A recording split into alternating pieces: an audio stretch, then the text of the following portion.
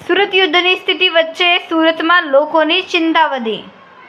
સુરતમાં online LPG gas booking બંધ કરાયું। લોકોની ગેસ એજન્સીઓ પર લાઈન, ગેસ બોટલ નહીં મળશે તેવી લોકોમાં ચિંતા।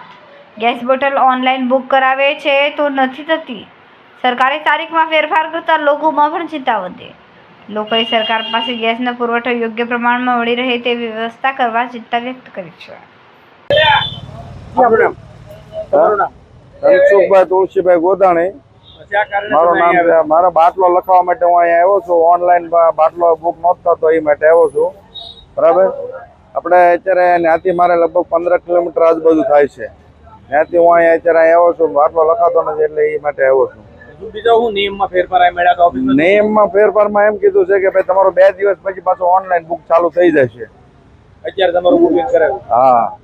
मेरा नाम नसीम बानू। क्या कहेंगे यहाँ पे?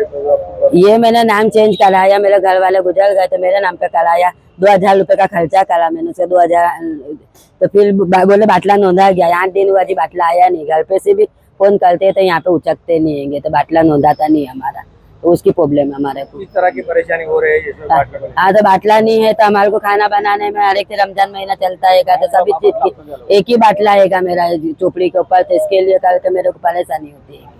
तो फोन उठाते नहीं, हमें बाटला नोंधाता नहीं हमारा। पहले रेगुलर आता था बाटला? हाँ, पहले बराबर आता था। अभी 8 दिन से तकलीफ है बस। કેમેરામેન સેનલ વિરાણી સાથે વિશાલ છેટા, માનવ પ્રભા ન્યૂઝ, સુરત।